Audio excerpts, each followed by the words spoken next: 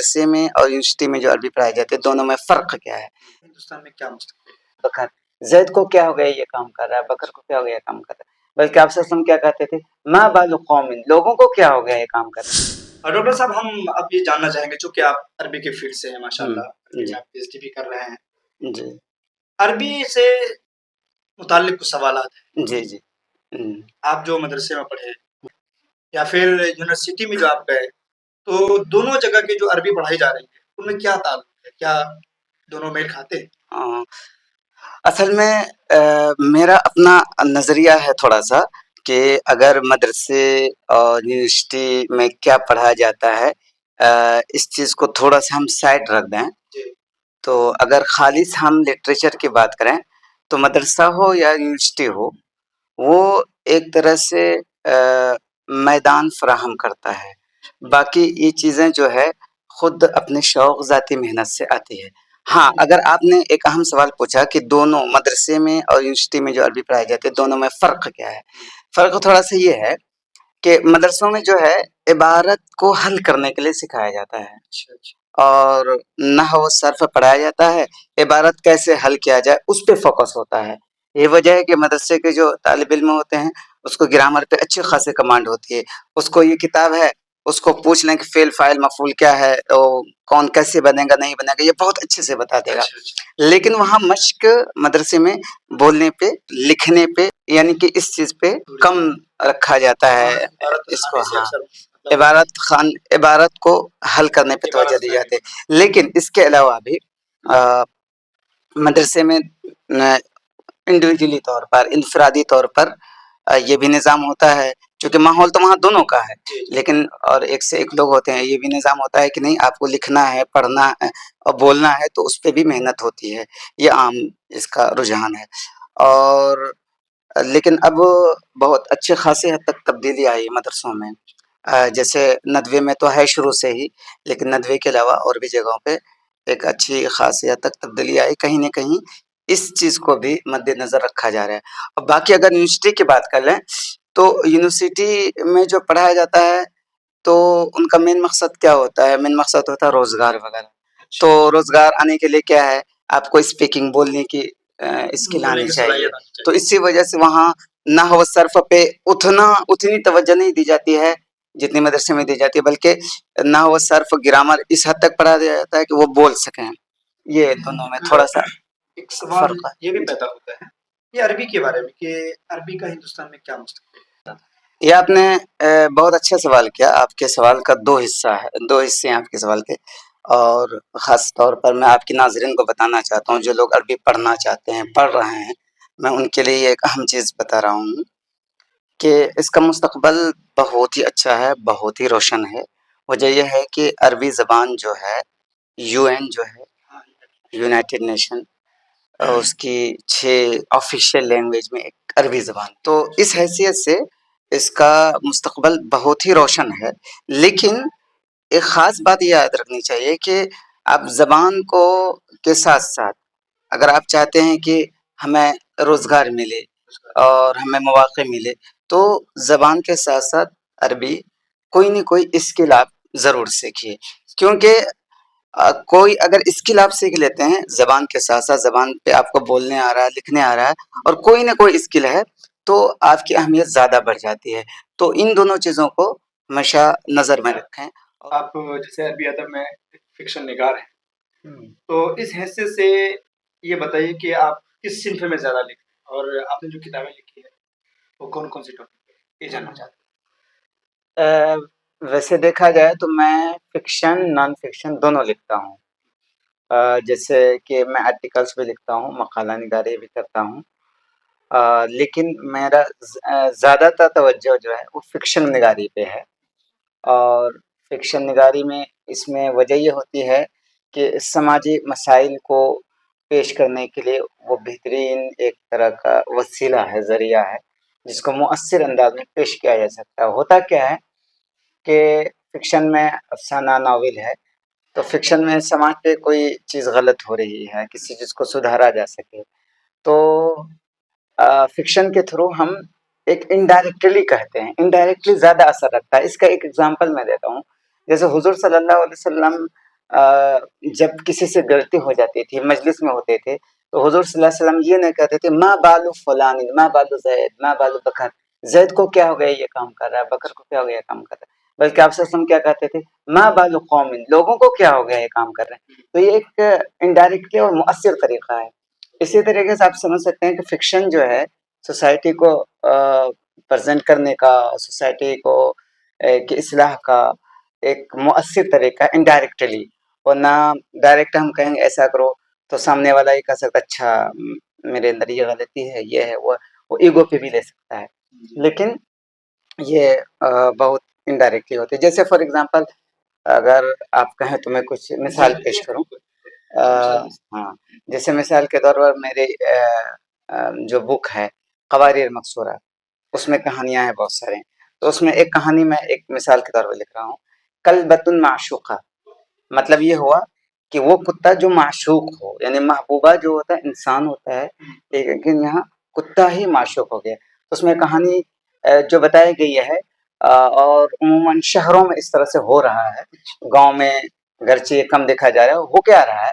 ہو یہ رہا ہے کہ لوگوں کو انسانیت سے جو لگاؤ ہونی چاہیے، جو لگاؤ ہونا چاہیے، جو پیار ہونا چاہیے، اس سے کٹ کر کے انسان ایک طرح سے یہ دیکھیں کہ وہ ایک غم میں جا رہا ہے اور اکیلا پن میں جا رہا ہے. تو اس اکیلے پن کو دور کرنے کے لیے انسان جانوروں سے اس حد تک لگاؤ رکھنے لگا ہے جو انسان سے رکھنا چاہیے. تو یہ کیا سوسائٹی کے لیے امبیلنس. تو میں نے وہ قصہ لکھا ہے کلبۃ معشوقہ، یعنی کہ محبوبہ کو کتیا. تو اس میں ہوا یہ کہ اس میں کہانی لکھی گئی ہے کہ ایک مزدور جا رہا ہوتا ہے کام کرنے کے لیے روزانہ فیکٹری. مزدور جا رہا ہے فیکٹری کام کرنے کے لیے. تو کوئی تھا ایک صاحبزادہ، اس نے کتا پال رکھا تھا. جب وہ پیدل جب گیا ان کے گھر کے پاس تو وہ بھونکنا شروع کیا تو اس کو کاٹنے لگا. تو یہ اپنی جان بچانے کے لیے کیا کہ انہوں نے گٹی لے کے یا اس کو کتے کو مارا صرف اس کے لیے کہ بھاگ جائے. لیکن اس نے کیا کیا، اس نے پورا گن تان کر کے اس پہ چلا دیا. تب یہ اپنی بیوی بچوں کو چھوڑ کر کے فیکٹری جا رہا تھا اس امید میں کہ لے کے آئیں گے شام کو کھلائیں گے، لیکن اس کی وفات ہو گئی اس کے کتے کی وجہ سے. کیوں؟ وجہ یہ ہے کہ وہ انسانوں سے محبت کی وجہ جانور سے اتنا پیار ہو گیا. تو اگر یہ بات جو ہے میں ڈائریکٹ کہتا تو وہ چیزیں نہیں ہوتی، لیکن ایک کہانی میں افسانے میں اس طرح سے جو پریزنٹ کیا گیا، کوئی پڑھے گا تو انڈائریکٹ وے میں ایک احساس ہوگا تو رکے گا. یہ ایک مثال میں نے پیش کیا ہے. اچھا ڈاکٹر صاحب، اب ہم بات کرتے ہیں کہ اشاعت کے بارے میں. آپ کی بہت ساری کتابیں چھپی ہیں، تو ہم یہ جاننا چاہیں گے کہ جو آپ کی کتابیں چھپی ہیں وہ کون سی کتابیں ہیں اور کہاں سے چھپی ہیں، اور اشاعت میں آپ کو کیا کیا دشواریاں آئی تھیں. چونکہ بہت سارے لوگ ہیں ایسے کہ کتاب تو لکھنا چاہتے ہیں، لیکن مسئلہ یہ ہے کہ کتاب لکھ چکے ہوتے لیکن شائع نہیں کر پاتے. یہ میں جاننا چاہوں گا. یہ ایک بہت بڑا وڈمبنا ہے اور ٹریجڈی ہے کہ اشاعت واقعتاً ایک بہت ہی چیلنجنگ مرحلہ ہے. تو آئیے پہلے میں بات کر لیتا ہوں کتابوں کے تعارف پہ. تو میری سب سے پہلی کتاب جو ہے یہ افسانے پہ ہے، قواریر مقصورہ، مطلب ٹوٹے ہوئے شیشے. اور میں یہ بھی بتاتا چلوں اس کا نام ٹوٹا ہوا شیشہ کیوں ہے. ٹوٹا ہوا شیشہ اس وجہ سے ہے کہ حدیث میں ایک ورڈ آیا ہے رفقاً بالقواریر، حدیث میں ہے یعنی کہ ان آبگینوں کے ساتھ نرمی برتو. اور یہاں قواریر سے مطلب جو ہوتا ہے حدیث میں وہ عورتیں ہیں چونکہ وہ نازک ہوتی ہیں. تو وہیں سے میں نے وہ حدیث سامنے تھی، وہیں سے رکھتے ہوئے میں نے یہ تعبیر استعمال کیا قواریر مقصورہ، ٹوٹے ہوئے شیشے. مطلب یہ کہ عورتیں جو نازک ہوتی ہیں وہ ٹوٹ جاتی ہیں. تو اسی پہ میں نے ایک افسانہ لکھا تھا، اس میں ایک افسانہ ہے، تو اسی افسانے کو میں نے پوری کتاب کا نام دے دیا. باقی اس میں 14 افسانے ہیں، ان میں سے ایک افسانہ ہے قواریر مقصورہ، اس کو میں نے نام دے دیا. اور اس قواریر مقصورہ میں دیکھا جائے کہانی اصل کیا ہے، اس قواریر مقصورہ میں اس کا جو خلاصہ ہے اس کہانی کا خلاصہ یہ ہے کہ ہر انسان کیا چاہتا ہے، ہر انسان سوسائٹی کے لیے اصلاح چاہتا ہے، لیکن ہوتا ہے جب اپنے پہ بات آتی ہے تو چھوڑ دیتا ہے، پیچھے بھاگ جاتا ہے، دوسروں کی چاہتا ہے. ہر انسان چاہتا ہے کہ ایک لڑکی اچھے سے رہے، ہر انسان یہ چاہتا ہے کہ میری بیٹی اچھے سے رہے، لیکن اور اس کے گھر میں جب بہو آتی ہے تو اس کے ساتھ وہ بیٹی والا سلوک نہیں کرتا ہے، اور چاہتا ہے انسان کہ میری بہن اچھے سے رہے، لیکن جب اس کی بیوی آتی ہے تو اس کے ساتھ وہ سلوک نہیں کرتا ہے. تو اس کا مطلب یہ ہوا کہ اس کہانی میں بتایا گیا ہے کہ اصلاح جو ہے خود اپنی سے کرنی چاہیے. جو حدیث میں ہے نا کہ اپنے لیے دوسروں کے لیے وہی پسند کرو جو اپنے لیے پسند کرو. تو یہ بات اگر آ جائے گی تو پھر خود بخود ساری چیزیں صحیح ہو جائیں گی. تو یہ کہانی ہے اس میں. تو ایک کتاب تو یہ ہے، اور اس کے بعد پھر میری 2 کتاب اور چھپی تھی. وہ تھا کمپٹیٹیو ایگزام پہ بنگال میں مدرسہ بورڈ کا بنگال مدرسہ بورڈ کا ٹیچر کی ویکنسی آئی تھی. تو ٹیچر کی ویکنسی جو آئی تھی اس کے لیے کوئی کتاب تھی نہیں، MCQs ٹائپ میں. تو میں نے بڑی محنت کر کے پہلے میں نے پڑھانا شروع کیا. جب پڑھانا شروع کیا آن لائن تو مطالبہ ہوا تیار کرنا. تو میں نے تیار کیا کتاب المفتاح الثمین الکنز الدفین، 2 کتاب وہ ہیں. اور تیسری کتاب ہے یہ سکرات الحب. تو یہ سکرات الحب جو ہے یہ آزاد شاعری پہ ہے، عربی میں آزاد شاعری 1964-65 میں آئی ہے. تو اس پہ یہ آزاد شاعری پہ ہے، اور اس میں تقریباً 35-34 نظمیں ہیں، قصیدے ہیں. تو یہ دونوں کتابیں جو ہیں یہ پبلش ہوئی ہے مصر میں، المصریہ المغربیہ للنشر والتوزیع. تو یہ ہو گیا مختصر تعارف.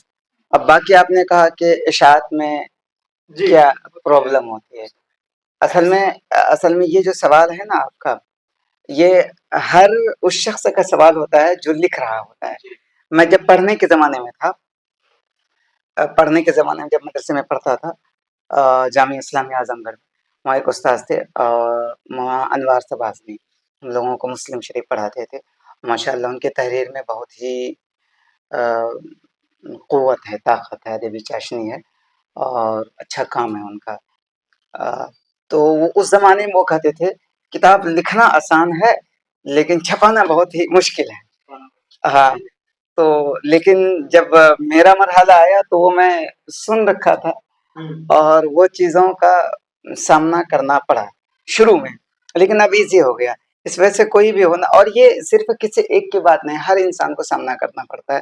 جیسے میں ایک مثال لے لوں، ایک رائٹر ہیں بہت مشہور عرب کے، اریتریا کے، وہ رہتے ہیں قطر میں، ہاشم محمود حسن. ان کو انٹرنیشنل ایوارڈ بھی مل چکا ہے، اور ناول نگار ہیں، بہت شاندار ناول لکھتے ہیں. ان سے میں ایک بار انٹرویو کر رہا تھا تو ان سے میں نے پوچھا کہ آپ کو لکھنے میں کیا پریشانی ہوتی ہے. تو انہوں نے کہا دیکھیے لکھنے میں کوئی پرابلم نہیں ہے، آسان ہے، لیکن سب سے بڑا پرابلم ہوتا ہے مجھے شائع کرنے کا. جبکہ وہ اتنے بڑے انٹرنیشنل رائٹر ہیں. ان کو اٹلی میں ایک جائزہ تو تولیو ہوتا ہے، عربک میں اس کو تولیو بولتے ہیں، تو وہ اس کو ایوارڈ مل چکا ہے ان کو. اس کے بعد ہوتا یہ ہے نا کہ جو پبلیکیشن ہاؤس ہیں، اور بہت ہی افسوس کے ساتھ بولی جاتی ہے کہ وہ سپورٹو نہیں ہوتے ہیں، اپنے فائدے کے لیے ان کا اپنا ہی صرف فائدہ ہوتا ہے. میرے ساتھ خود ہوا، میرے ساتھ ہوا یہ کہ شروعاتی دور تھا میرا، جو المفتاح الثمین الکنز الدفین لکھا، وہ کمپٹیٹیو ایگزام کے لیے بک تھی. اس کا ڈیمانڈ کتنا ہوتا ہے پتہ ہی ہے. اب میں نے خود سے چھپایا تو ان کو بھیجنا بڑا چیلنجنگ کام تھا. 300 کاپی چھپایا، اس کے بعد میں نے کہا نہیں میں نہیں بھیجوں. تو پھر اسٹوڈنٹ کی طرف سے ڈیمانڈ آنے لگے کہ آپ دے دیجئے کسی کو یہیں پہ. تو اب میں نام نہیں لوں گا کون ہے وہ. تو ان کو میں نے دے دیا. تو پھر جتنی بات ہوئی تھی کاپیوں کی، اس سے زیادہ 2 گنا 3 گنا 4 گنا چھپایا.